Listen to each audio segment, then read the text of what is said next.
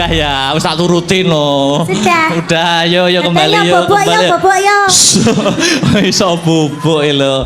Makasih. Ya. Wong akeh. Terus. Ndang. Karo ngomong dong. Di rumah. Oh, sebelum ini tadi nggak ada pentas di mana gitu? Nggak ada. Oh, dari rumah berangkat jam berapa? Jam 4. Tetap semangat toh, Dik. Semangat. Tuntutan seorang seniman itu memang seperti ini, ya toh. Iya. Seniman itu mempunyai kewajiban nyenengne wong akeh. Terus. Ndang. Karo ngomong dong. Seniman itu mempunyai kewajiban nyenengne menghibur masyarakat banyak sampai lupa carane nyenengne atine dhewe kaya piye. Kuwi tugas seniman. Namun itu sudah menjadi kewajiban nek wis dadi seniman ya kudu siap profesional menghibur para warga masyarakat. Iya, Ya toh? benar. Aku yang menjadi seniman ya. Seniwan Iya kan? Seni wanita. Oh ya, seniwan.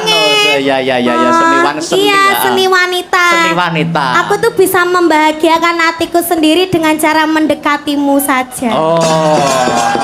Pokok aku ndek sebelahmu wis bahagia. Alah. Ayo salam dulu ini masyarakat Pasuruan banyak yang hadir tumplek-blek ana ing gor Untung Suropati. Yuk ucap salam dulu. Injih, assalamualaikum warahmatullahi wabarakatuh sedayanipun.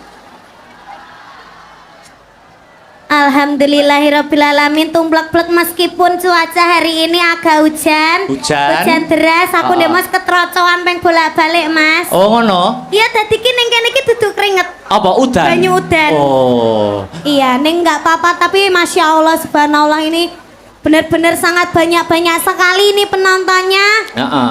Luar biasa buat Pasuruan. Mugi-mugi tansah pinaringan sehat selamat wilujeng. Lan ugi kagem Bapak Ipul. Gus Ipul. Sugeng rawuh matur sembah nuwun nggih. Sampun nimbali Mas Akbar sak rombonge. Sak rombongan. Kok sak rombonge bakul bakso piye aku? Ya. Sak rombongan. Kok sak rombongan. Gus Ipul mugi tansah pinaringan panjang yuswanipun rezeki ingkang kathah barokah ralokane malah kebak. Amin. Sudah? Ya, iki udan iki jane ya termasuk strategine Gusti Allah. Iya. Ben penonton ora mulih. Begitu. Dadi diudani sik ya ta, ben ora mulih ben tetep ning kene ngantek bar. Wong ya nggur ora sewengi ya ta. Diudani sik. Maksudnya iki banyu hujan, air hujan. Air hujan kowe iki mesti aku geding aku. Malah KSBB. Apa kuwi KSBB? Kelingan sing wis-wis. Oh. Di live streaming loh lambene. Oh ya luar biasa. Pasuruan dek niken.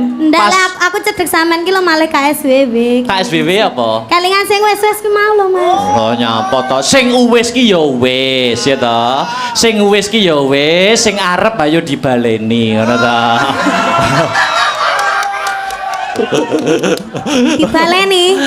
Ya. Dil nyanyi. Dil, setuju ora iki? Ya. Aja gawa nenti-nenti. Ini Pasuruan disebut kota santri ya toh. Kota santri ya toh. Identik dengan agamanya. Jadi lek dhewe nembang selawatan ning kene iki tansaya apik ya, Mas. Apik. Apane sampean ki nak nganggo kerudung tambah cantik ya toh. Jadi umumnya ning kene iki solawatan ya toh ki ora ana eleke mergo yang memegang pucuk kepemimpinan Kota Pasuruan adalah yang berlatar belakangkan seorang santri yaitu Gus Ipul gitu. Iki dikei solawatan, Dik. Upama sampean solawatan karo aku saut-sautan no iso ora, Dik? Bisa? Hah? Bisa. Saut-sautan ngono. Bisa. Jek iso kompak ora agah aku ngono kuwi. Jek iso kompak ora. Iso. Oh, iso ya. Iso. Aku nyuwun mic-nya agak dibanter kan. Ini Mas. Iso madok iso mik iso bosirah barang. Solawatan bisa? Bisa. Oh. Mamane Alamate apa Mas? kok iso alamate anak soleh lho malan. Solawatan. Iya, salawat apa? Salatullah salamullah ala Rasulillah Sholatullah salamullah ala yasin habibillah. Kok pinter men jane adike sapa?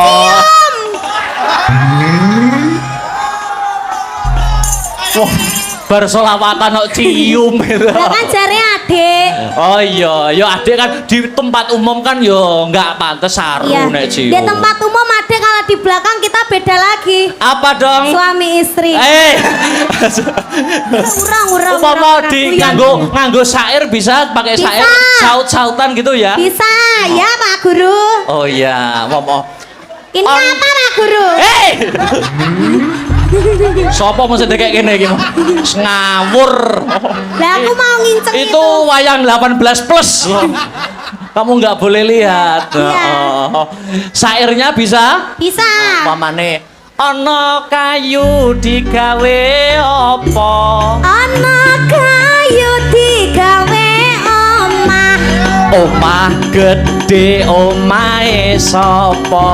Omah gede omahe Gus Ipul. Aduh. Kok pinter men adike sapa? Napa? Bedet. Hah? Bedet. Iki getingku ya angger cedak aku ngono wi lho, terus bedat dhewe ngono wi lho. Masa ono dadak leren tak bedatke anu. Ayo dilanjut bisa? Bisa? Bisa. Itu tadi kayu, atau? Kayu. Ana dompet digawe apa? Ana dompet nggo ada duit. Duit akeh duwite sapa? Duit akeh duwite Gus Ipul. Pak, nyuwun Pak. Hei! Kok apa-apa Gus Ipul le? Mumpung Iya. ketemu beliaunya kok ya. Kok ketemu Gus Ipul sing diapi-api ya Gus Ipul, soalnya sing nimbali ya Gus Ipul. Ana omah gede omah Gus Ipul. Duit akeh nggone? Duite Gus Duit Ipul. Gus Ipul. Dilanjut bisa? Bisa. Ana kurungan nggo adah apa? Ana kurungan nggo adah manuk. Manuk gede manuke sapa? Manuk gede manuke. Oh lambene. Kosong. Manuk gede manuke Mas Akbar. Hei! Kayak tauro. Urung tahu. Urung tauro. Ya ora maksudnya manuk ning gone omah kan Mas Akbar. Kutut, manuk kutut itu loh. Iya, domonge kok. Ora. Manuke lho mbek didemek kloget ngono kae. Ngawur rek. Manuk ning kurungan jenenge Seno. Tuh apa ya? Dek Niken. Alangkah lebih meriahnya lagi mumpung sing hadir pada malam hari ini banyak Iya. apa. Pegangkan miku tak benakne sing bedat mau, Mas. Ya Allah. Iki mikir cekelene tak benakne sing bedat ngono lho. Rumangsaku kok Piye? Heeh. Mumpung sing mirsani akeh. Sing mirsani kathah ya toh. Alangkah lebih meriahnya dan hidup suasana panggung kita berinteraksi dengan para penonton yang hadir pada malam hari ini. Boleh? Gimana itu? 3 ya Mas Heru. Piro? Hah? Piro? Loro. Oh, kok loro kok pelit? Loro. Pelit banget. Piro? Tuh, Telu. Ya, gimana ini? Dipaskan ditutoknya toh, Mas? Oh iya tak pas. Aku ki nek ngepasne wangel aku kadang kala. Ya wis poro kok dadane ora rampung-rampung. Tibake bedat sak benike ya. Romangsaku kok 3 Mas Heru, 3 ya. Iya. Aku minta penonton 3 orang dari sana, dan dari sana. Nanti dapat kaos ya. Kaosnya gambarnya Akbar sama Niken. Oke, nanti dikasih pertanyaan, Gambar kita kok aku belum dikasih, gimana Tih? Ya nanti ada di belakang. Gitu. 3 orang dari sana 1, dari sana 1, dari sana 1. Ayo langsung naik, ayo. Langsung naik. Langsung naik dari sana belum? Anak wes. kecil. 3 orang. Ayo. Kok kono urung ono kok. Heeh, kok kono. Ayo maju langsung. Ayo. Oleh itu. Nah. Ini salaman sih, Dik. Salaman sih. Dik ini kan Dik benakne ora apa-apa. Perkenalan dulu. Mic-nya dikasih, mic-nya. Ayo Miki, sinden. Miki dikasih. Ini ki monggo, Pak. Ini adik sing kecil dulu. Perkenalan dulu, Dek. Namanya siapa? Vino. Hah? Vino. Berdiri aja wis kowe iki ndek kok Mas aku. Lungguh malah saya ora ketok penontonnya. Dek niki jumeneng napa? Jumeneng aja. Jumeneng mawon Bapak. Nggih, sugeng dalu, matur sembah nuwun. Nggih, niki namine Dek sinten? Vino. Dek Vino kelas berapa? 5. Oh, kelas 5 SMP. SD. Kelas 5 SD. Bedhe orang Pancasila. Pancasila kon muni sing banter. Pancasila sila kelima. Goleh mikir hangus. Keadilan Hitungan sosial. 1 sampai 3. 1 2 3 wes hangus. Urung lambene mengo. Keadilan sosial bagi seluruh rakyat Indonesia. Ya, pintar. Diacak-acakne. Ke sila berapa? Sila ketiga. Persatuan Indonesia. Sila ke-1. Ketuhanan yang Maha Esa. Sila keempat. Kerakyatan yang dipimpin oleh hikmat kebijaksanaan dalam permusyawaratan perwakilan. Sila kedua. Kemanusiaan yang adil dan beradab. Oke. Kasih kaosnya. Kaos. Ya. Ini buat ya. aja didol ya, Le. Ini lek didongno payu 1 juta loh. Sekolahnya saya pinter ya. Oke. Rumahnya mana rumahnya? Taman Asri. Oh, Taman Asri. Tak kira. Lulusan SD aja. Kalau SMP SMA berat jangan ya. Oke. Mana tadi rumahnya mana? Taman Asri. Taman Asri itu mananya Purwosari. Piye to, Mas? Oh, adoh ora ana karo Purwosari. Jauh ya? Nggih. Oh, jauh ya wis aja. Iya. Ya, turun. Taman Sari itu apanya, Bang Jo? Ada Bang Jo deh. Dah, Terima kasih sayang. Makasih. Nggih, waduh. Nggih, makasih. Anu. Iki adek sinten namine? Sing cewek sik, Sing cewek. Sampun. Nggih, niki. Perkenalan Dek niki ditanya. Perkenalan namine sinten, Bunda? Bunda Rizky. Iya, saya ngefans sama jenengan. Oh, ngaten. Mboten ngefans kali Akbar. Nggih. Oh. Dari mana, Mbak Dari Rizky?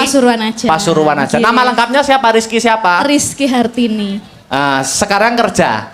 Enggak, rumah tangga. Oh, ibu rumah tangga, luar biasa. Wes saiki bedakane sing gampang wae Dik niki. Sampean. Tak bedheki, ya ta? Nama lengkap kuwi sapa wis? Aku bisa, Mas. Muhammad Raden Akbar Syah Alam. Ayo cek kewalik wis. Keliru. Ayo diurut nih, mau aku ora urut ngono kuwi. Ayo, sapa? Raden. Terus? Raden Muhammad Akbar Syah Alam. Raden Muhammad Akbar Syah Alam. Benar. Rumahku mana? Nganjuk, ya udah. Kasih Mas Heru. Salah. Lan di omahku. Kediri. Oh, nggih, bakale. Amin. Kaos. Ya ki. Oh, penak to. Wis to penak. Inggih. Makasih. Yang terakhir. Selamat malam, Markus. Sopo jenenge Markus? Tikus. Hei. Aduh teko Surabaya.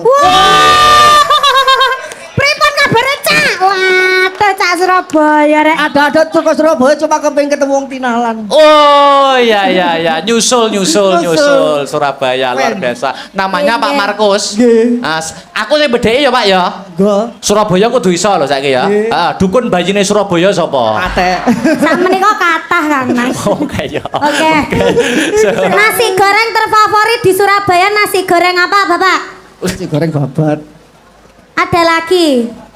asin, sego goreng asin. Yang paling favorit di Surabaya itu kalau nggak salah nasi goreng jancuk gitu.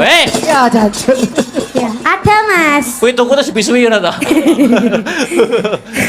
Bapak Markus dari Surabaya. Nggih, saking Surabaya gubung.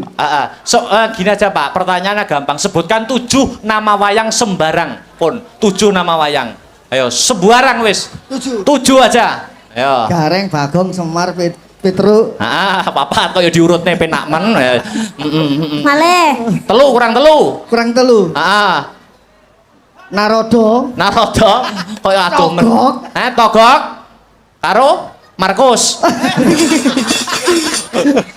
Karo Sengguni. Sengguni 7. Oke, kasih Mas Heru. Kita foto Matur sih. sembah Oh iya iya iya Bapak tak Lu. Allah.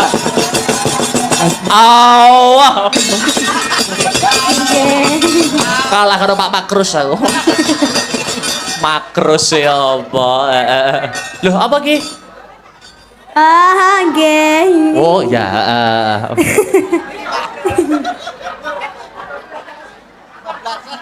Oh kebablasan. Saliman weh sampai diping loh aku meh. Niki Gus Ipul masih duduk, masih lenggah? Masih. Oke. Mbok mriki Gus. Ndak nanti aja saya dari sini, tapi gini, saya matur nuwun ya. Selama Oke. ini Gimana? nek kate turu ngono iku aku kadang sering ngrungokno Gus Baha. Setelah itu ya ini Mbak Niken sama Mas Akbar. Pripun Gus? Jadi saya terima kasih panjenengan berdua sampai sini. Nggih, Dan sami-sami Gus. Kami memang pengen banget panjenengan rawuh di Kota Pasuruan. Amin. Bersyukur. Amin. Nggih. Jadi kadang kita itu kalau mau tidur itu banyak yang kita lihat di YouTube, di Nggih. TikTok ya. Saya sering kalau malam pas ada waktu saya sering dengarkan Gus Baha. Nggih. Nah, berikutnya saya juga sering dengarkan panjenengan kali Mbak Niken. Amin. Maka itu kita gembira sampai di sini. Nggih. Matur nuwun Gus. Matur nuwun. Saya kagum lah, ini saya dengan istri Mas Adi kagum kali panjenengan berdua Amin.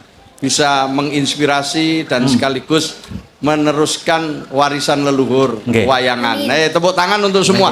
Mungkin ada nasihat Gus untuk saya dan Mbak Enggak, Niken. ini Nggih. muda-muda semua ya. Sinda ini yo Nggih. nom-nom, Nggih. wareng-wareng gono nih yo nom-nom kabeh. Nggih. Saya terus terang terharu gitu loh. Nggih. Pokoknya seneng tok lah sini wis. Nggih. Monggo. Nggih. Kenapa? Mboten Ini terus nek Nggih. nasihati wong loro kapan-kapan tak nasihati khusus. Wadah lagi aku mundur. Cuman begini Mas Akbar. Nggih, terus pundi Gus? Ceritakan sedikit sebelum Mbak Niken, habis ini kita minta lagu lagi ya. Iya. Ceritanya opo iku mau sing sampean ini. Saya sering nonton wayang, saya suka sekali wayang tapi tidak semua saya ngerti. Iya. Lakon dalam wayang itu. Nah, iki mau apa ini yang panjenengan pembukanya ini tadi apa? Ini Tentang kisah apa? potongan kisah serial Angling Darmo Gus. Nggih. Yang sudah digarap gitu. Nggih. Angling Darmo adalah seorang raja dari kerajaan Malowopati. Ya, terus mengikuti sayembara di pertapan Giri Kencono. Lah, itu siapa yang bisa mengalahkan Batik Madrim itu bisa mendapatkan putri cantik yang bernama Setyowati. Tapi di sisi lain Batik Madrim mengadakan sayembara itu niatnya bukan untuk laki-laki pilihan yang terbaik untuk si Setyowati adiknya, tapi Batik Madrim mengadakan sayembara itu tujuannya agar tidak ada laki-laki yang melamar Setyowati, karena pada intinya Batik Madrim dan Setyowati itu ada hubungan asmara. Tapi tidak sepengetahuan oleh orang tuanya si Setyowati dan Batik Madrim yang bernama Resi Manik Sutro.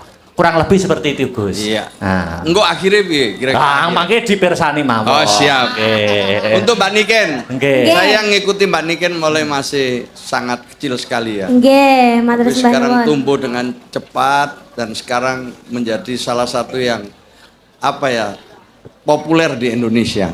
Nah, saya sama istri mau ngundang lagi berdua nanti halal bihalal ya. Amin. Amin. Matur nuwun wis. Lanjut, saya di sini ngikuti terus. Oh siap. Sampai selesai. Kula tunggu lho Gus menawi dipun undang melih, menawi dipun napa niku ken wayangan kalih Dek Niken kula tunggu nggih Gus Ipul. Nggih. Menawi anu, Halal bihalal. Kula samar nek batal napa dipanjeri sakniki napa pripun? Beres. Aman. Siap Ya. nggih. Niki lanjut lagu-lagu Dek Niken nggih. Nggih, lanjut Nggih. Mbak Niken dulu. Cek Lagu yang lagi viral.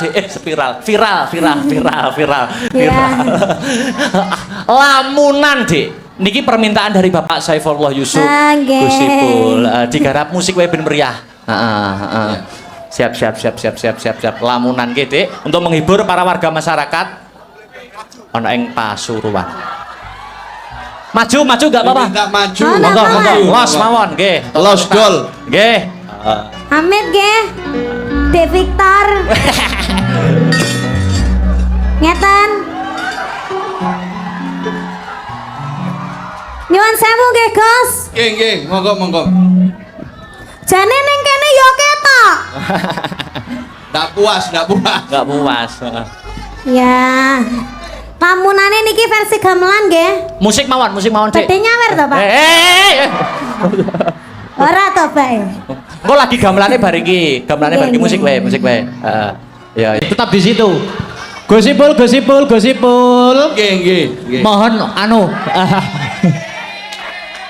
Monggo Gus Ipul. naik ke atas mriki Gus, kula badhe wonten kenang-kenangan kalian panjenengan Gus. Jenengan maju nggih. Nggih. Mriki. Nyun sewu.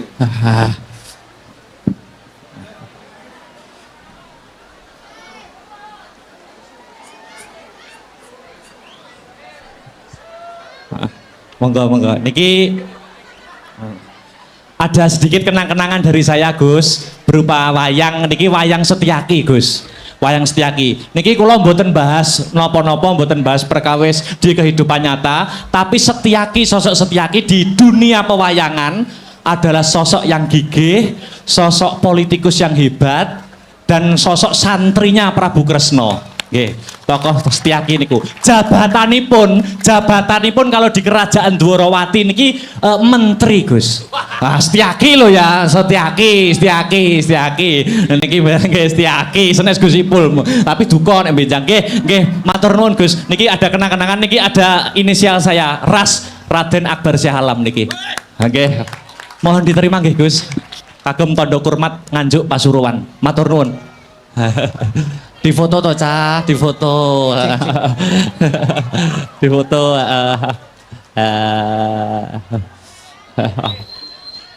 Nah, oke, nyuwun. Hah? Oh itu ya. Oh foto. Oke. J. Mereka yo.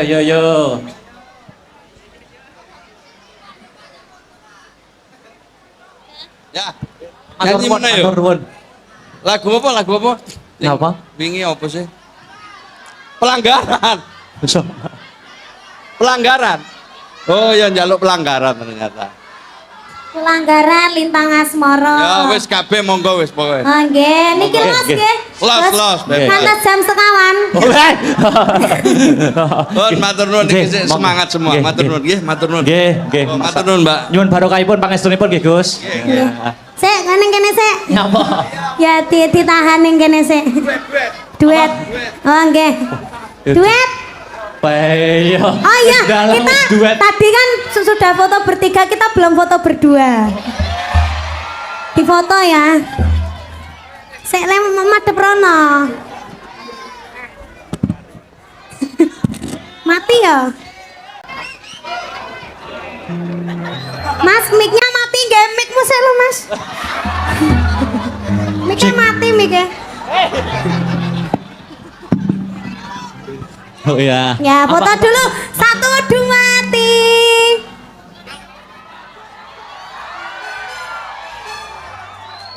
Nyanyi dhewe apa? Mah. Nyanyi apa? Duet. Berarti Lintang Asmoro ya? Ya wes. Oke. Yo terakhir duet yo, Oh, terakhir toh. Yo aja akeh-akeh. Pinates sak jame. Ayo Lintang Asmoro yo.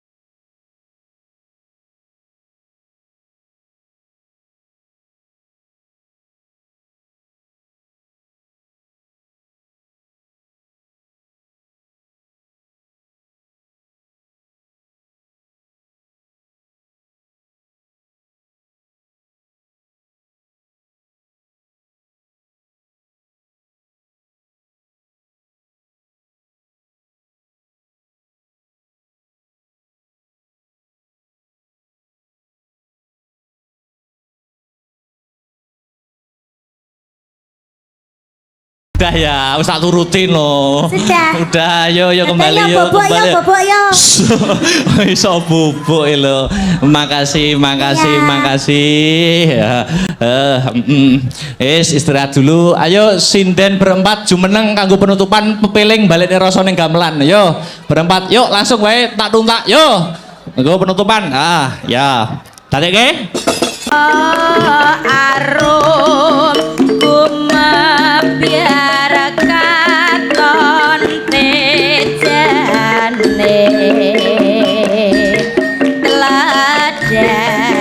teladak sare amimbu nguci wate kang pindho mustika saepo endahe ingkang gudheg desangsa terus lahir batine.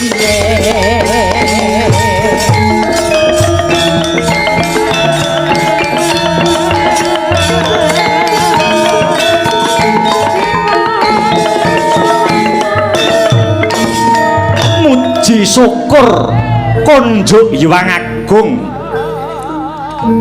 awit kanugrahan kang diparingke marang aku sang Bathik Madrim. Kanugrahan mau ora ana liya kejaba mung jeneng sira Yayi Setyawati. Gebyaring pasuryanmu kaya nenuntun jantraning kodrat marang kamulyanku, marang kamulyane Bathik Madrim. Uruping rasa tresna ubaling turidasmara ya gene saya makantar-kantar ngrembaka tan bisa kabesmi. Wong ayu Setyawati rerenggan kahyangan pepasrening jagat pranyata tan ambabar endah rembulan kae katon peteng lintang-lintang saya remeng awit kalah kelawan prabawane wong ayu kang pinter njiret jantungku. Setyawati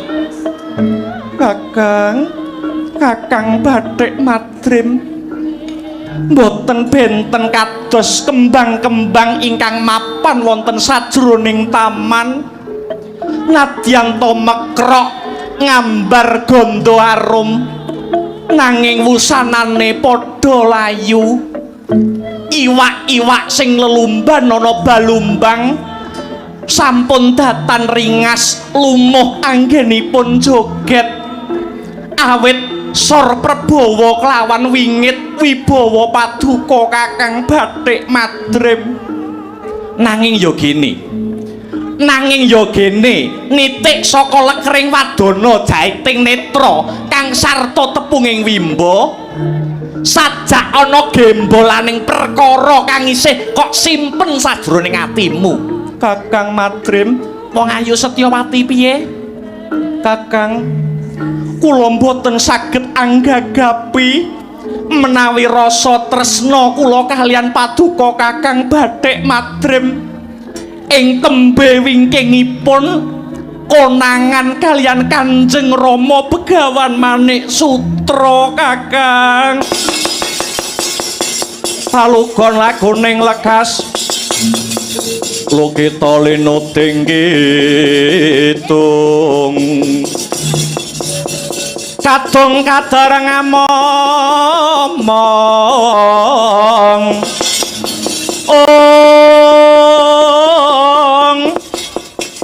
memangun manah rahayu haywana tan agolong kumolong manadukara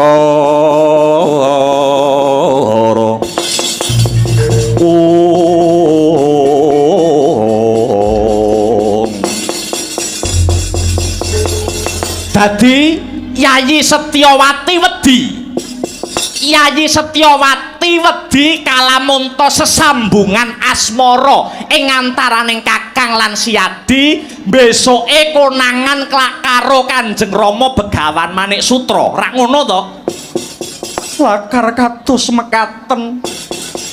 Awit paduka Kakang Mas Bathik Madrim sampun dipun angkat dados anak pupun utawi anak angkat kalian Kanjeng Rama. Pramila Kanjeng Rama nganggep paduka Kakang Bathik Madrim menika kados putra piyambak. Mendah duka lan cuwanipun Kanjeng Rama menawi nyumurupi kula kalian paduka gandeng katresnan kados mekaten Kakang. Aja sumelang rasamu Yayi, aja kuwatir. Yen to Kanjeng Rama sumurup, babakan iki malah bakal tak blakake pisan. Siadi ngerti dhewe. Yen to ing jaba kana wis akeh ratus-atus negara kang kepengin nglamar marang Yayi Setyowati.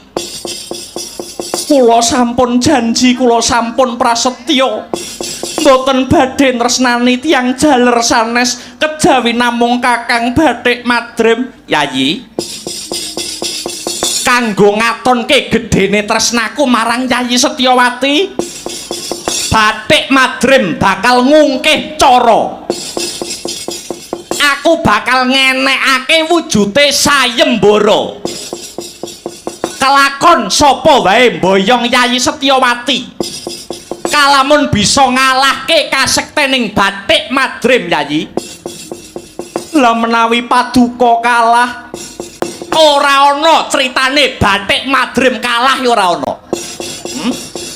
Bathik Madrim kuwi ahli bela diri. Ora bakal ratus-atus negara kae bisa nandingi kasektenku, ngono. Pun Kakang ngadani wujuding sayembara iki amarga niatku supaya Yayi Setyowati ora dilamar karo wong lanang liya, ngono. Kabeh iki saka gedene tresnaku marang jeneng Sira Yayi Setyowati, kabeh iki saka rasa tulusing batinku marang Setyowati. Ngene iki malih sayang aku ngene iki.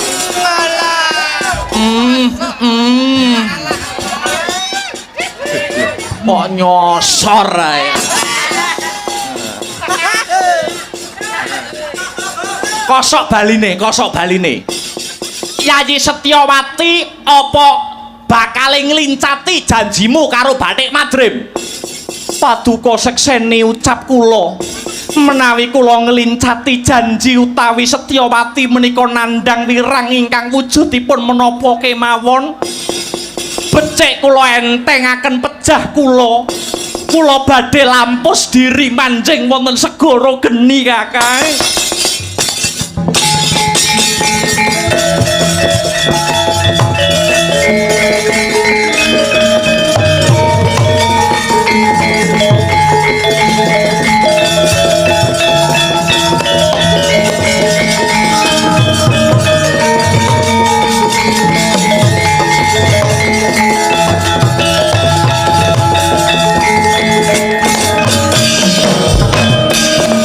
Mongko kanthi tumuwuh salami mong awase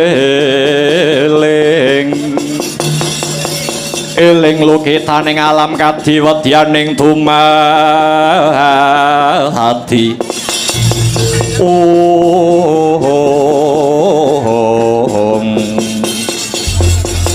Pranyata tulus tresnamu marang pun Bathik Madrim. Yayi, aja kuwatir, babakan akehe ratus-atus negara sing bakal nglamar Setyowati, Bathik Madrim sing bakal nandingi. Amung pandongane Yayi Setyowati kang tak jaluk. Sapa wae sing boyong lan ngukup Yayi Setyowati yen bisa ngalahke Bathik Madrim. Seladyanto kuwi satriya tanah Jawa, kudu bisa ngalahke kadigdayan kang sarta kaprawirane Bathik Madrim.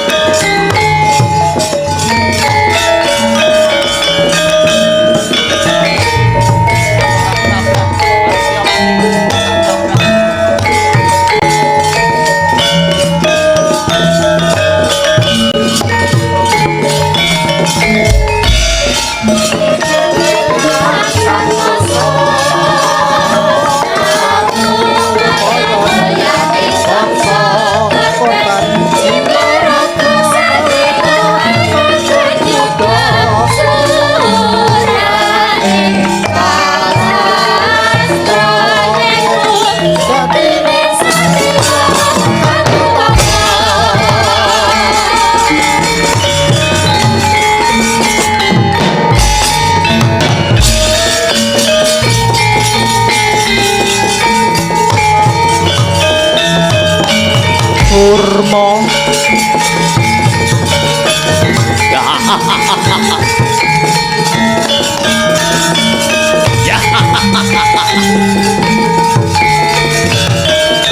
Bos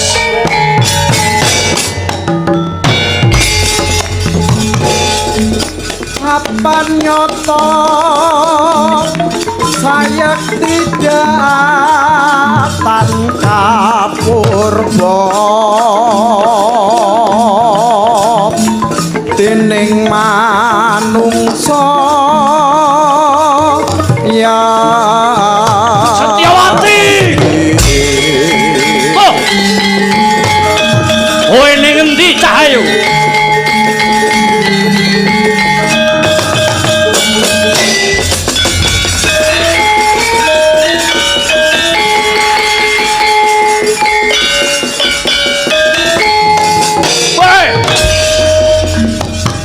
ingkang triprakara kudu kalawan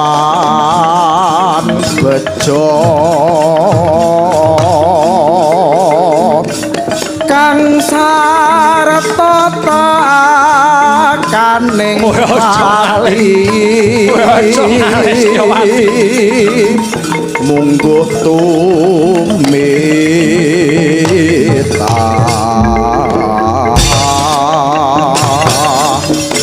muhung dermong lakoni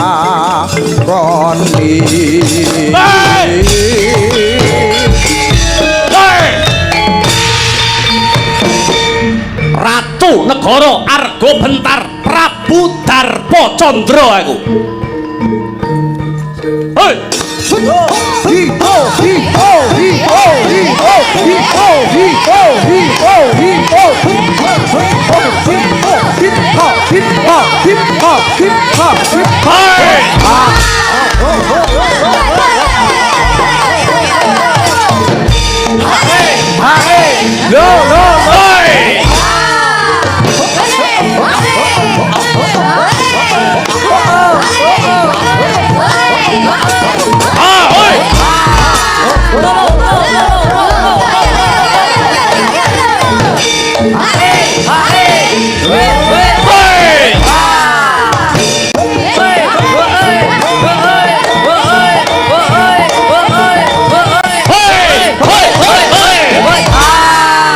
Boleh pasaran ning Pasuruan.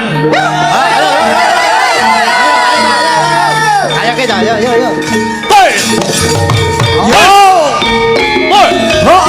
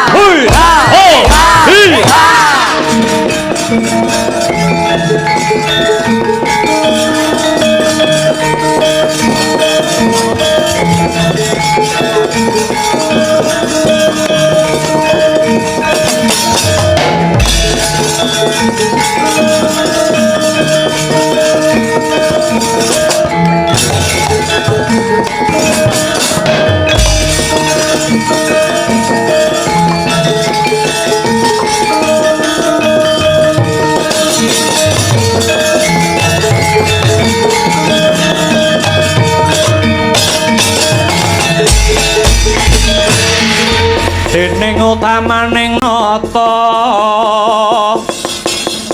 berbudi pawalak sono lire berbudi mangkono lila legawa ing driya hangga ganjar saben dina agung denya paring dana lire kang bawa laksana hana tepi pangandika bojleng iblis laknat podo jek-jekan kece wali kece sadat setan wali kobra. Aku Prabu Darpa Candra saka negara Arga Bentar. Bocah Tumenggung sing ning ngarepku iki jenenge sapa? Nami kula Tumenggung Sudirgapati. Ning ibu kula nyeluk kula menika Darwin. Piye? Nami kula Tumenggung Sudirgapati, ning ibu kula menika nyeluk kula niku Darwin. Lho, kok dijenenge Darwin kuwi apa ana maknane? Wonten. Maknane Darwin cilikan kula menika isone nggur dahar turu karo kanca-kancane.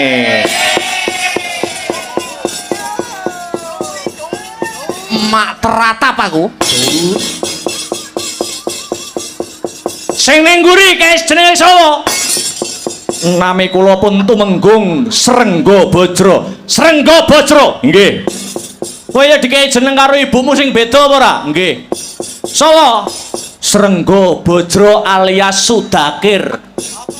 Sudakir ki apa? Suka dahar kirik lho. Oh ngawur kowe. Haram kene iki kutha santri ngono ya. Wis sawetara suwe anggonku ngenteni keputusan saka Begawan Manik Sutra anggonku ngelamar putri pertapan saka Giri Kencana sing jenenge Setyawati. Nganti cumengklungen nggonku nunggu bebasan kaya ngenteni sileping palwa gabus kumambanging watu item. Sinuwun, piye? Kamangka ingkang badhe nglamar Endang Setyawati menika boten namung paduka. Nanging taksih kathah ratu satus negari ingkang badhe nglamar pun Setyawati. Menapa paduka boten aluwung palakrama kalian wanita sanesipun? Piye? Aku kon rabi karo wong wedok liya. Wis dadi sumpahku. Yen aku batal rabi karo Setyawati, luwung tak entengke patiku.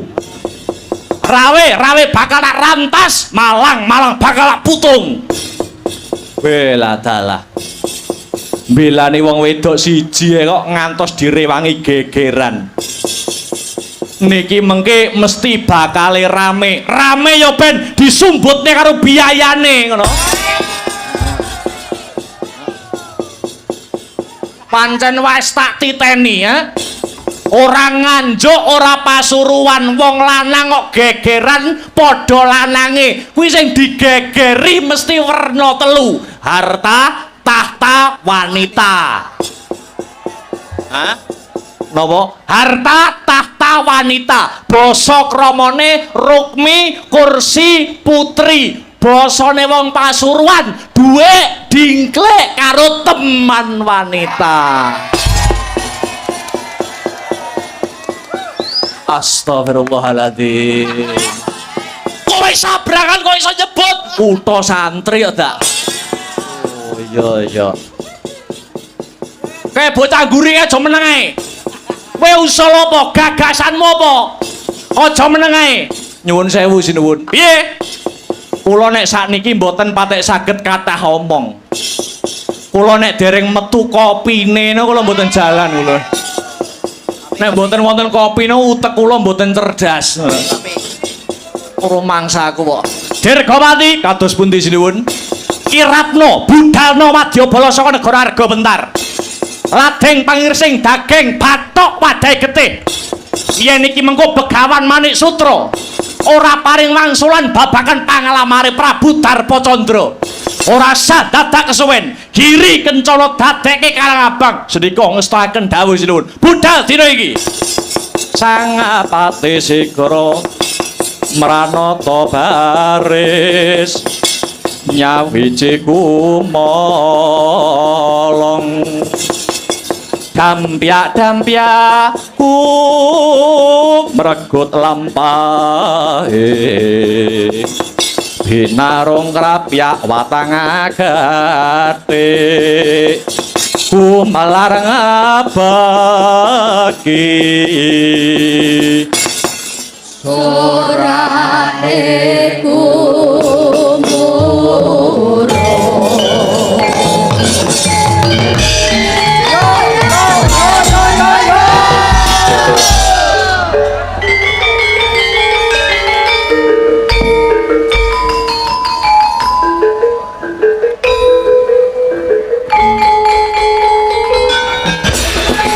Sorae rame gumuruh binarung tambur ngangberi suling slempret sesauran minangka cucu ing baris budaling prawadyabala gumregut ganya lumaris.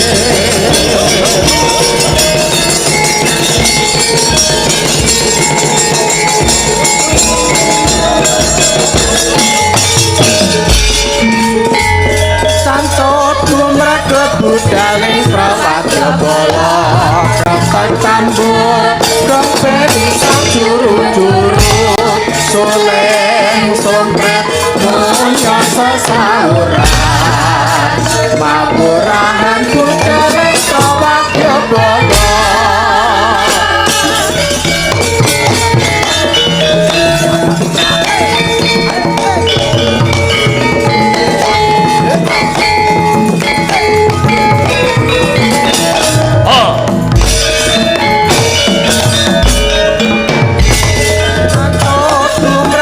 Budaling prawadyabala nyatet tambur somperi sajuru-juru soleng sompret munya sesauran maburahan budaling prawadyabala.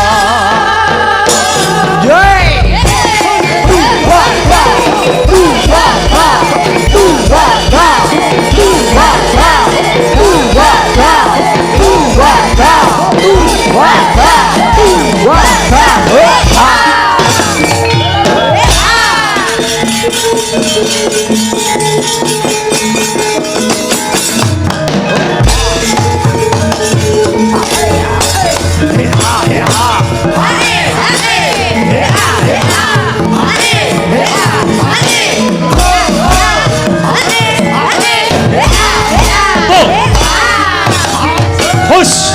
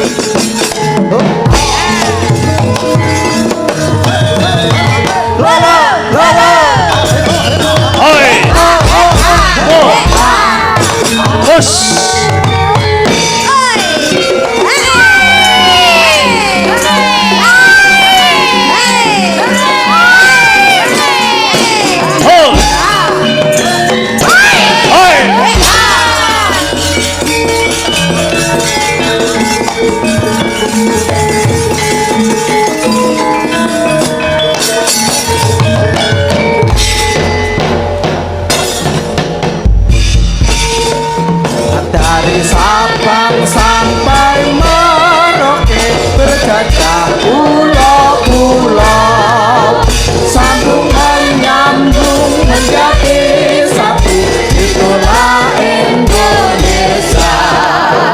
Indonesia tanah airku, aku berjanji padamu, berjunjung tanah airku, tanah airku Indonesia.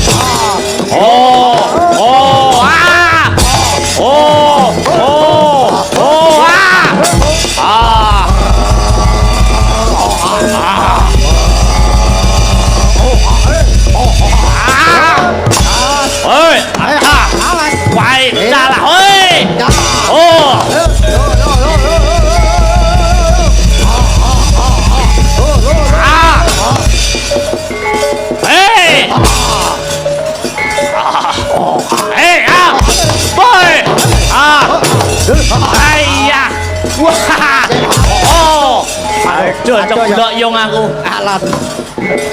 As. Oh, ayah. Weh, Oh,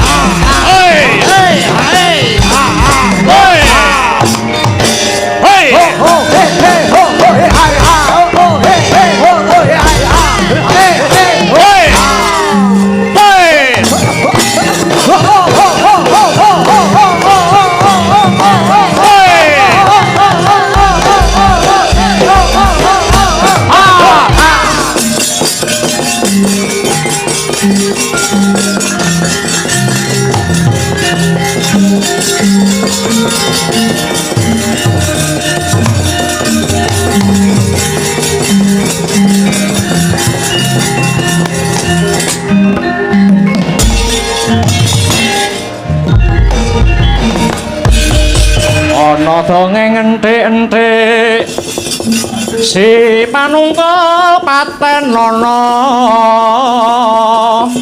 panungkul apa dosane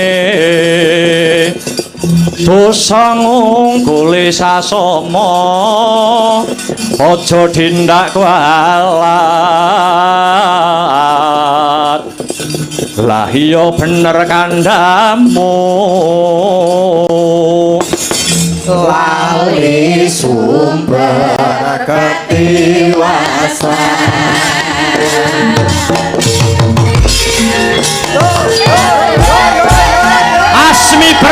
Masmiber panonku pating kalepyur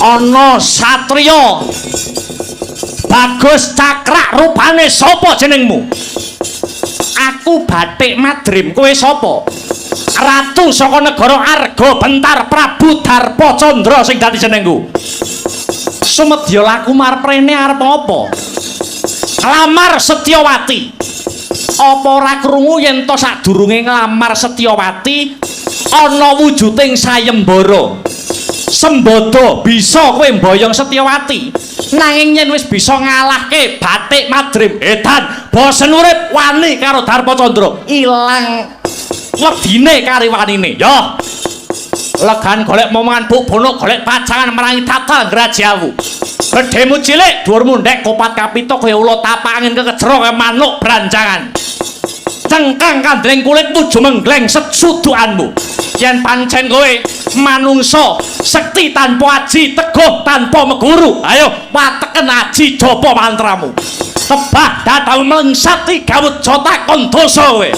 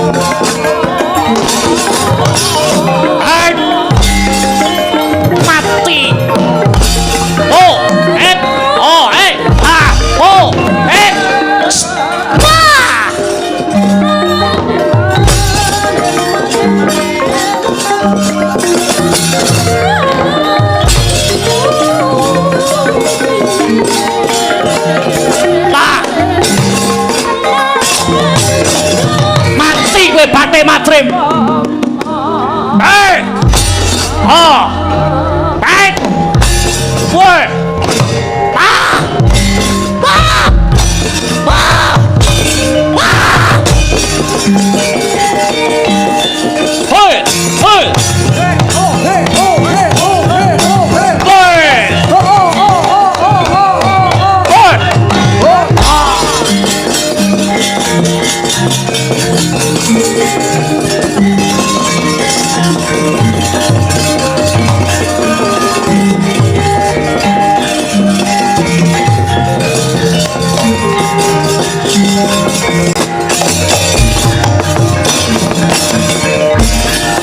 Njur laguning angin gugur agraning arga gugur neta kagiri-giri. Aja gembelo, aja kemlinti sirahmu kowe Prabu Darpa Candra saka negara Argabentar. Kelakon tak tibani panah, tak tibani jemparing. Kendang kapracondang ilang nyawamu, Prabu Darpa Candra.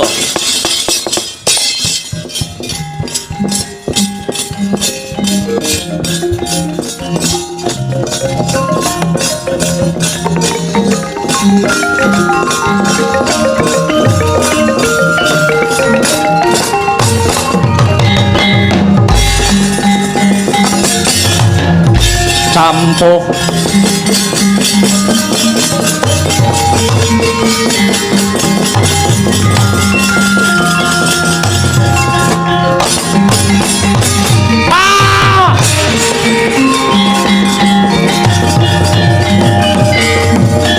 Wati aku toh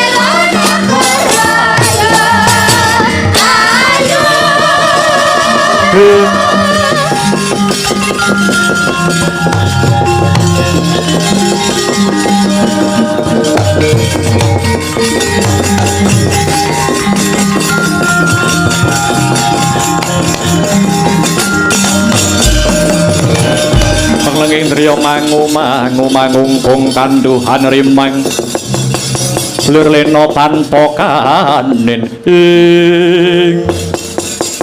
nitik saka klambine iki sipating ratu. Sapa jejulukmu Sang Prabu? Aku ratu saka negara Malawapati, Angling Darma sing dadi jenengku. Ya jagat Dewa Bathara, pasisane Bathara jagat. Angling Darma ki kowe. Pancen kaya mangkono bali takon. Aku Bathik Madrim. Sedulure lanang si Setyawati.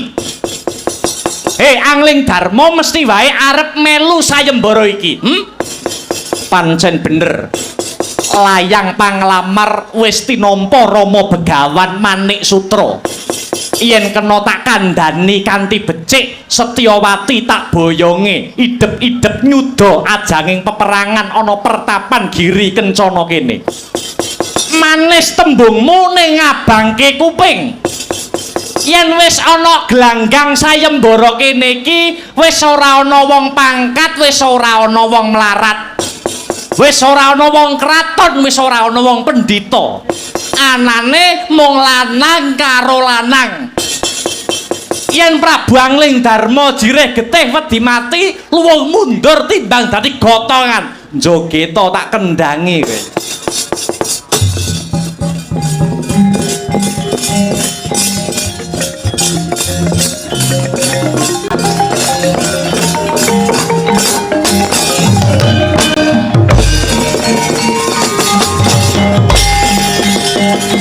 Bat dalin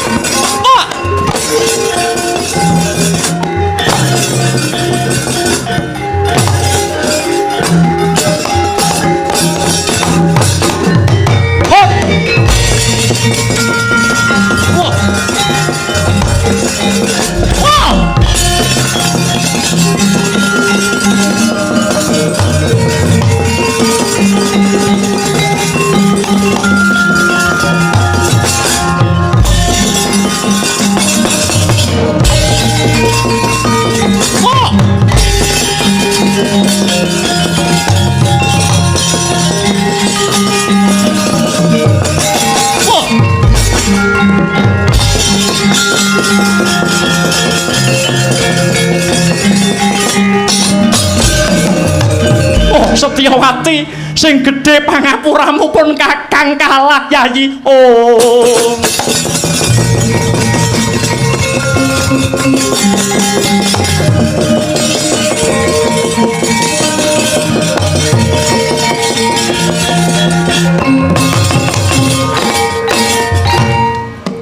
Aku rak wis kandha. Aja sumbar mendak aber. Aja sombong mundak keceglong. Ayo sakniki kados pundi caranipun? Kamangka Setyawati sampun sumpah, Setyawati sampun janji. Mboten badhe ngladeni wong lanang liya kejawi namung Kakang Bathik Madrim. Nyatanipun Paduka kalah musuh sang Angling Darma. Aja sedih rasamu, selehno pikirmu, ayemno rasamu.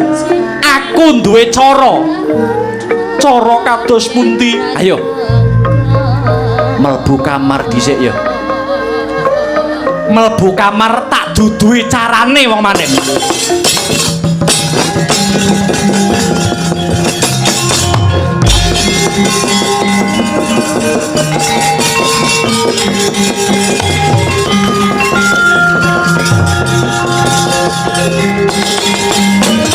Ocap Gyo andon asmara risang kekalih geter rasane awit ngenyo badhe pepisahan.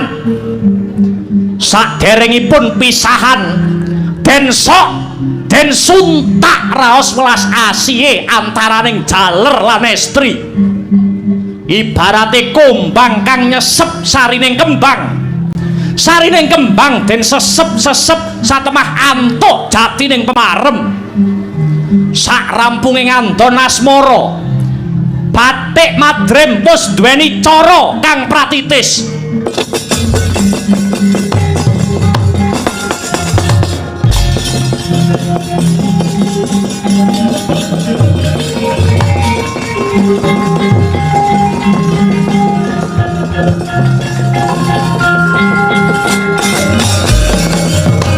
Wis saiki temonana Prabu Angling Darma.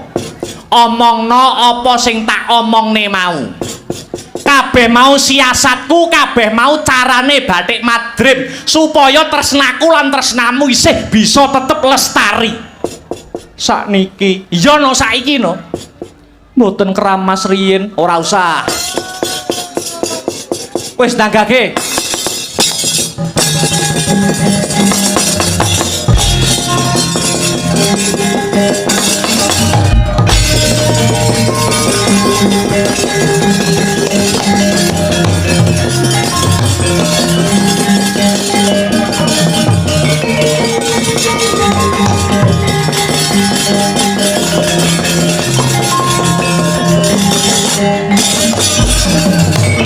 Syukur bagi jumurung Setyawati kelakon dadi bojoku. Duh sinuwun Angling Darma, kula gadah panyuwun. Kowe duweni panyuwun apa?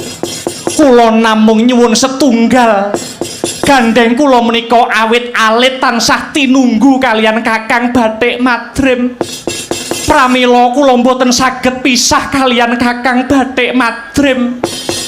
Panyuwun kula Setyawati kaboyong wonten Malawapati kedah bebarengan kalian Kakang Bathik Madrim. Yo, panyuwunmu tak turuti. Jernyatane aku gelem nampa kowe mesti wae yo gelem nampa sedulure. Malah kakangmu Bathik Madrim kelungguhan iki bakal tak dadekne patih ana negara Malawapati kanthi kekasih Patih Bathik Madrim.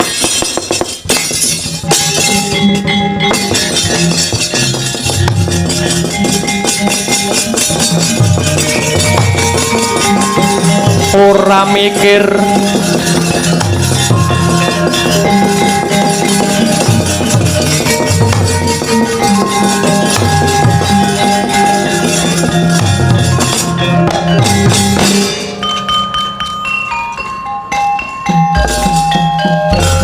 Sumangsa, Sumangsa, Sumangsa,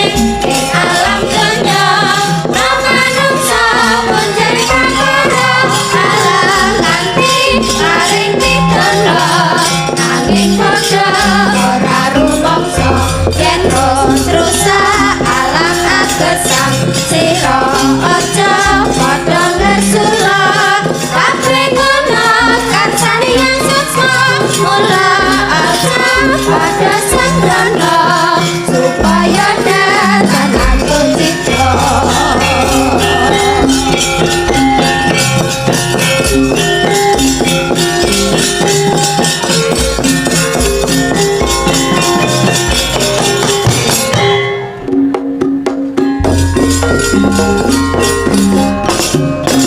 Rong wulan suwene Angling Darma dadi bojone Setyawati.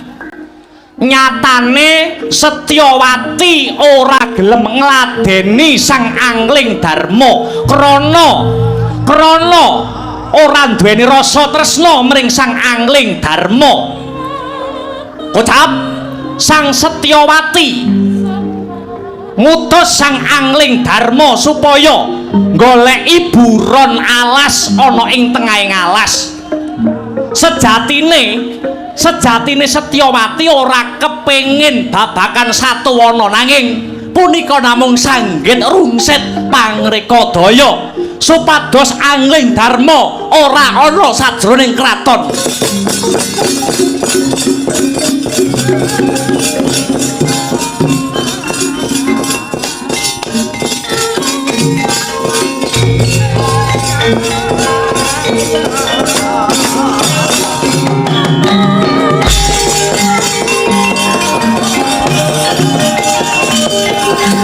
Lengapatra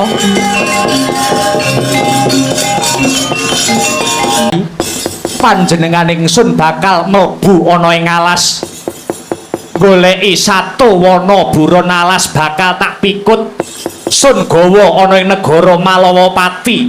Kabeh iki mung kanggo nuruti pamintane garwaku Yayi Setyawati. Kula namung tut wuntat lampah paduka ndara Parunana Windanana ora bakal bali yen durung kasembadan ing sedya. Sumangga kula dherekaken, Gus. Sikra kang kala tumingal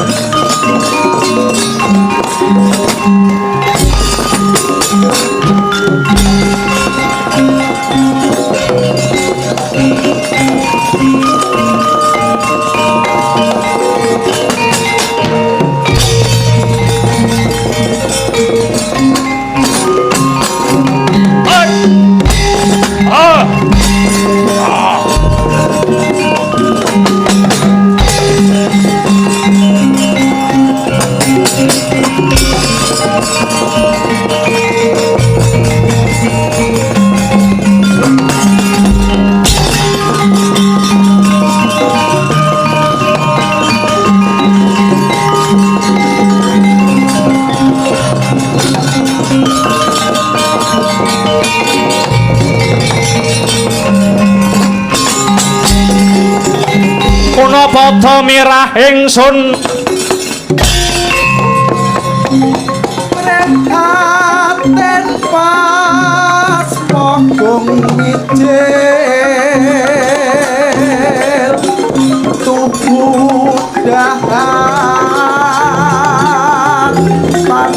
karya sangkang rinemekan Gusti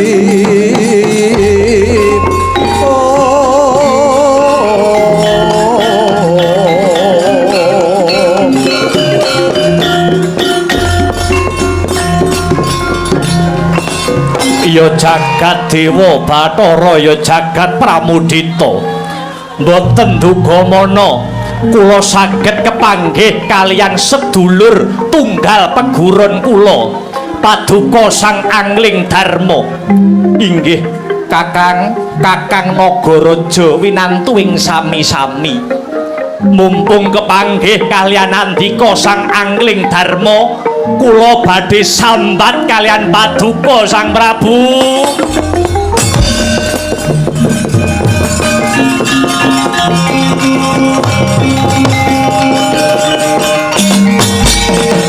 Agyatri sangapi rangu rinangkul ginempet kempit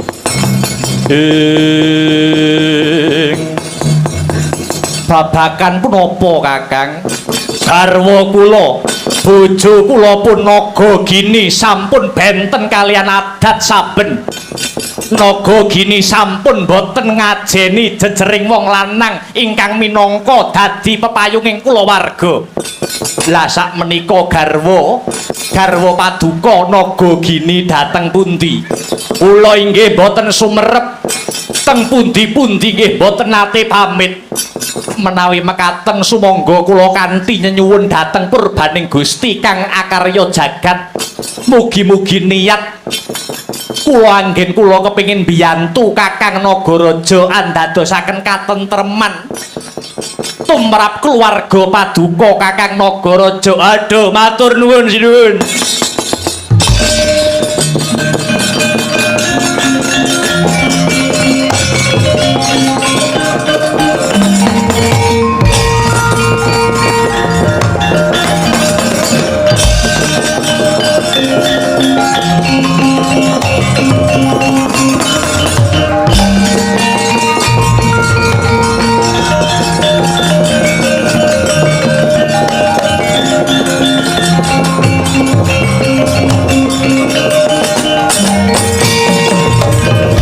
Malane ngarat legeteking jagat gelah-gelahing bumi panuksmaning jajelanat sukertaning bawana layak to layak Kakang Nagaraja mesgul atine tinemune kaya ngono tumindakmu heh Nagagini kae tak sawang Nagagini lagi tumindak selingkuh karo Nasmara kelawan Ula Tampar.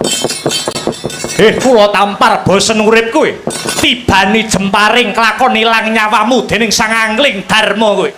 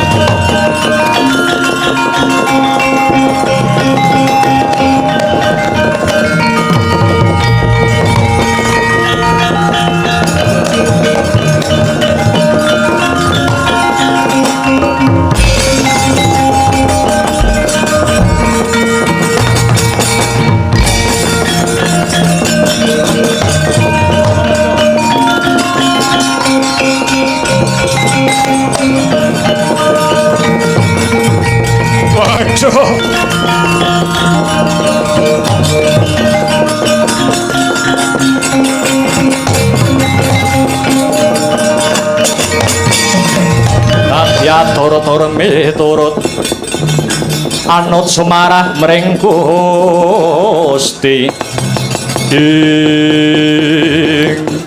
Waduh, ngaturaken panuwun dumateng Sang Prabu Angling Darma. Sampun paring pengayoman dhateng kula. Kula sanget boten nginten tinemunipun nista pakartining garwa kula pun Nagagini. Wani selingkuh lan ula liyane Ula Tampar kurang ajar. Sampun Kakang, sedaya lelakon menika adile namung dilakoni. Sejatine ingkang nandhang reribet boten ngemungaken Kakang Nagaraja. Nanging kula pribadi angling Darma sak menika inggih nembe nandhang pepeteng. Perkawis punapa sinuwun, kula aturi paring dawuh sampun ngantos rikuh kang sarta pekewuh. Kakang, kula ngantos dumugi wonten madyaning alas bebedak saking kewan, kula namung mituruti pamintanipun garwa kula pun Setyawati.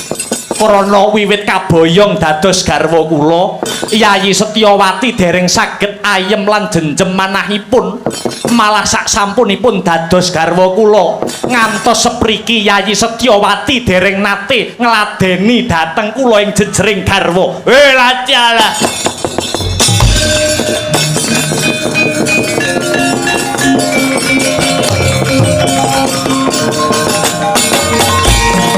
Waduh sinuwun, langkung prayogi cobidipun teliti kapribadenipun Yayi Setyawati. Awit paduka menika ratu kondang lan kuncara, dasar sugih tur wibawa ing sarira. Ewa semanten Setyawati boten purun ngladeni handika. Kula namung nyuwun pamuji saking paduka Kakang Nagaraja sinuwun. Awit paduka menika sedulur sak peguron kalian kula, menapa purun kula paringi cekelan sinuwun. Cekelan napa Kakang? Wujudipun Aji Gineng utawi Aji Sulaiman. Menika dayane paduka saged wawan pangandikan kalian saking kewan lan gegremet. Sak sampunipun kula paringi Aji Sulaiman, kula atur enggal kondur wonten Praja Malawapati. Awit batin kula kraos boten sekeca. Nuwun inggih Kakang, kula aturi nampi Aji Sulaiman menika sinuwun.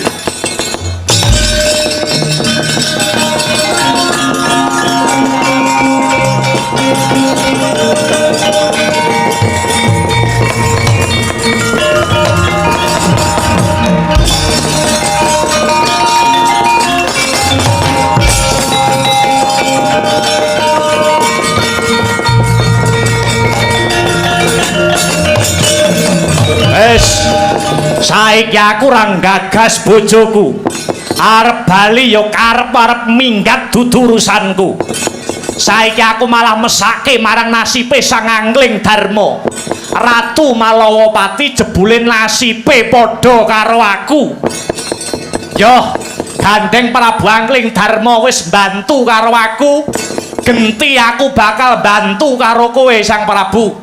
Aku bakal bantu panjenenganmu nganggo caraku dhewe. Tak disiki lakumu tumuju negara Malawapati Sang Prabu.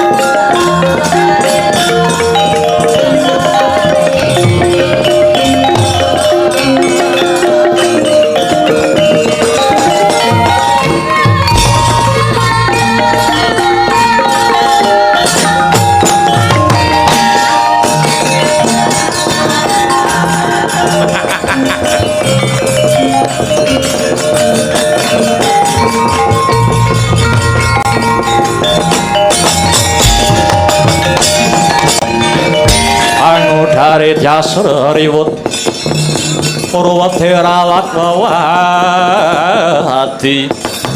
ing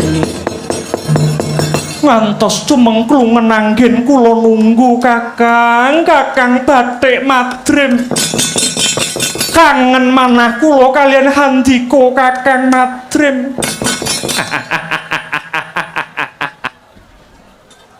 Bojomu ning ndi bojomu? Dalem. Bojomu ning ndi? Dateng alas beburon satu kewan. Janjane sedaya niku namung reka daya kula supados kula saged endha ngladeni sinuwun angling dharma. Lan wonten wanci ingkang mironggan kagem srana cecaketan kalian panjenengan Kakang Madrim. Kowe mesti kangen karo keringetku kowe mesti. Aja ngono aku gelo aku. Mara gage manjing ana tilam sari numplake rasa kapang kang sawetara pinisah wong ayu.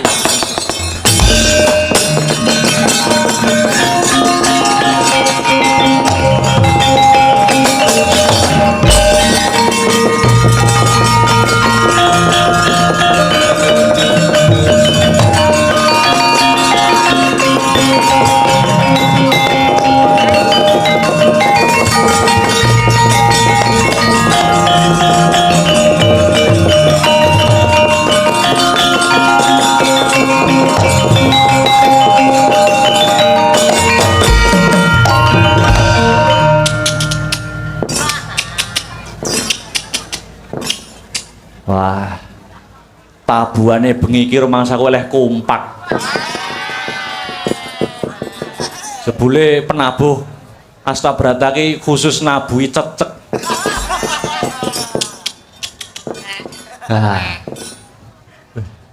Nek ku nyawang apa kleru to? Lho, kae Ndara Setyawati.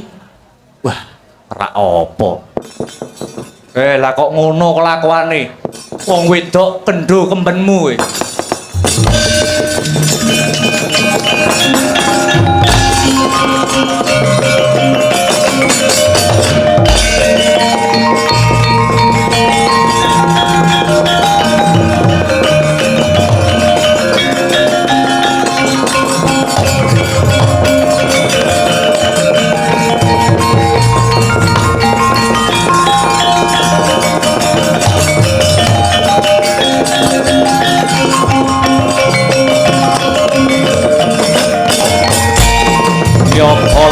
Saking Buddha Sakura kula yen tanamutusa sang Sri sinuwun angling dharma aku bakal kandha. Aku ngejak omong panjenengan krana aku wis ngerti yen to panjenengan sumurut marang basaku. Krana sang angling dharma wis anduweni aji gineng utawa aji Suleman. Sajake bojomu Setyawati sing ora gelem ngladeni marang panjenengan krana ora karenan atine mbok pek bojo. Cangkemmu guneman apa? Sinuwun panjenengan kroyo-royo golek buron alas kabeh mau mung reka dayane bojomu supaya ora kok senggol ragane. Nganti mbok labuhi adus keringet ning nyatane sing kok labuhi picak atine. Saya elek tembungmu. Kowe nganggo dasar apa ngucap kang kaya mangkono? Sumurupa sang angling dharma. Bojomu ora tresnani panjenengan. Merga bojomu isih sambung tresna karo wong-wong sing ngarani kuwi kaya dulure dhewe.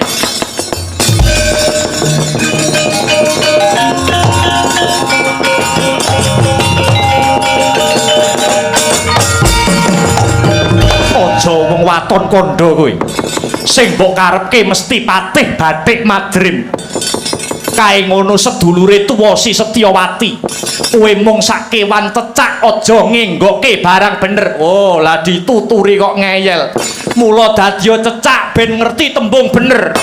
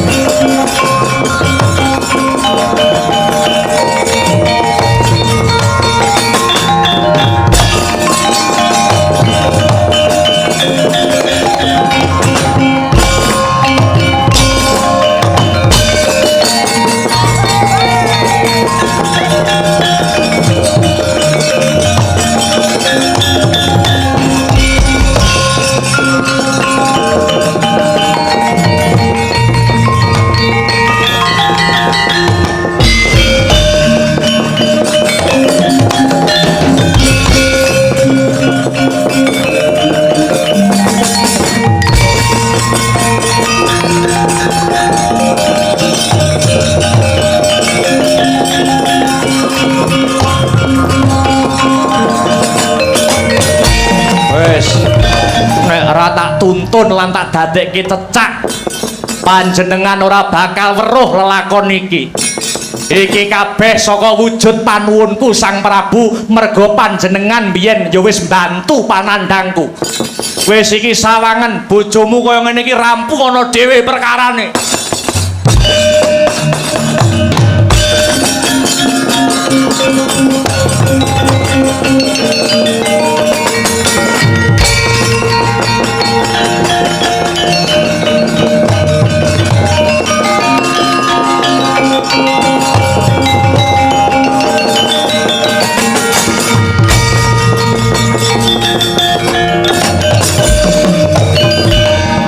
Setyawati. Oh.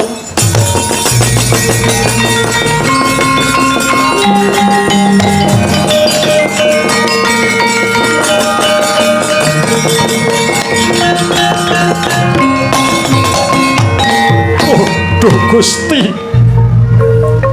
Apa dosane Angling Darma? Bisa nemoni kelakon kang kaya mangkene. Setan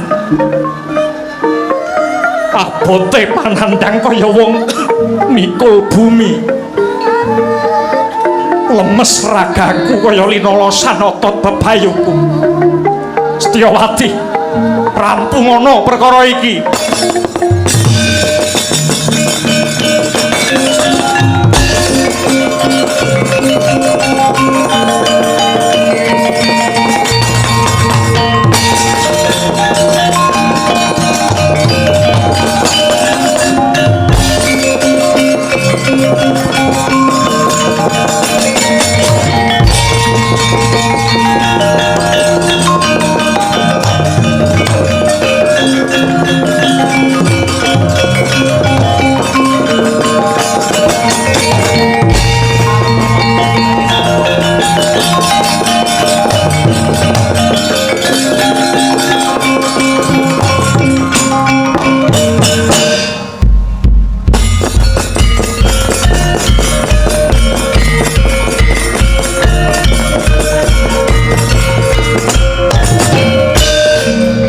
Punika tawarnane Begawan Manik Sutra kang lagya manekung mring dewane, kang den adhep muhung uruping geni, kang mangalat-alat kaya rambut Banaspati. Dasar den soki kalian mertega suci, gandane kayu garu gabrak tumanduk grana. Klomat kelamet latine Sang Manik Sutra, tansah hangidung suci mantra rahayu. Ucap ing tengah wengi kang sepi kedadak, langit ketutup pedhut ireng gembuleng katon peteng. Rembulan mus ora ngegro padange, barengi suarane pambaunge asu wajak. Wonten wanita jerit lampai suku geter saya abot nenggih punika Sang Setyawati kang ngrungkepi padane Sang Rama.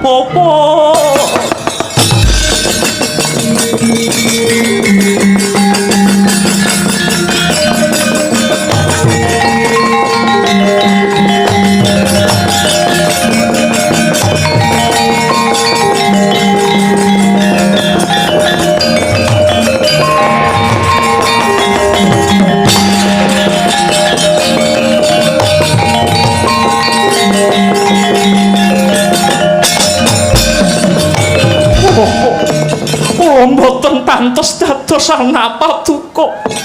Dosa ingkang kula sandhang nalika taksih prawan, kula sampun wani ngapusi dhateng paduka Kanjeng Rama. Elek-elekipun wanita menika ingkang boten jujur ing tumindak. Saderengipun ginarwa Prabu Angling Darma, kula sampun sambung asmara kaliyan Kakang Bathik Madrip. Boten namung tresnanipun sedulur, nanging tresnanipun jalu kaliyan estri. Mila ngantos Kakang Bathik Madrip ngawontenaken sayembara perang, awit boten lila menawi kula kagarwa tiyang sanes. Pinten-pinten dosa sampun kula sandhang. Kula sampun damel cuwanipun Kanjeng Rama. Setyawati damel gelanipun Prabu Angling Darma. Setyawati damel kuciwa manahipun kakeng badhek madrem. Kula damel wirang wong sak negara Malawapati. Nalika kula andun asmara kalian kakeng madrem ing Tilamsari. Konangan dening Prabu Angling Darma.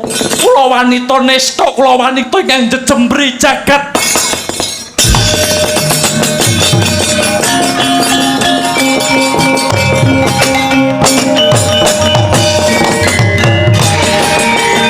Satyawati! Satyawati!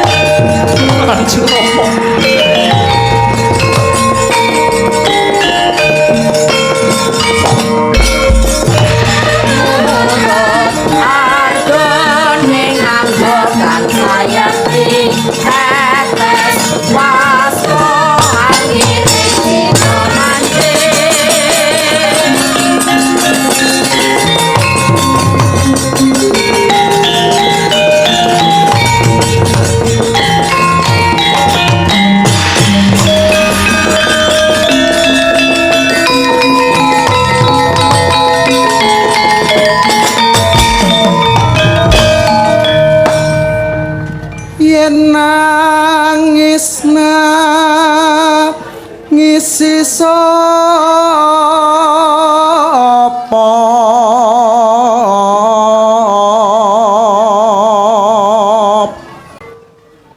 kabacut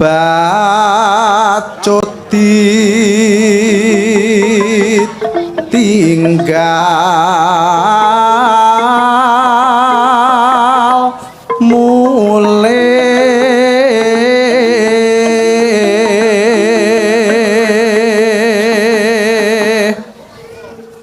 mulih marang mula nira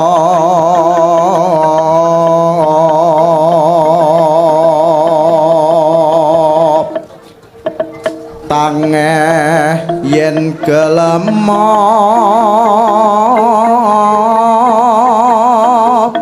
bali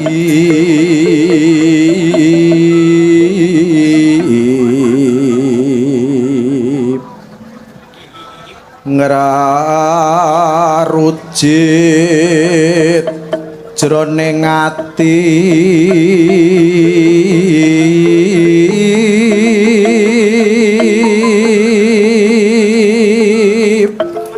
yen kelingan labet ipun wala-walaku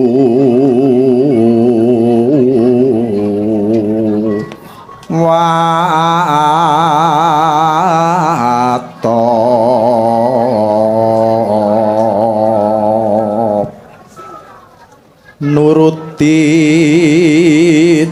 lakone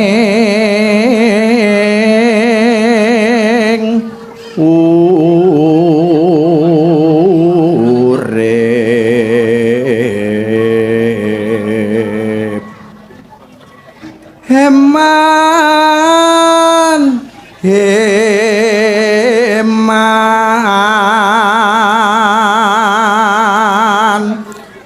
urip pisan nggodhog lanang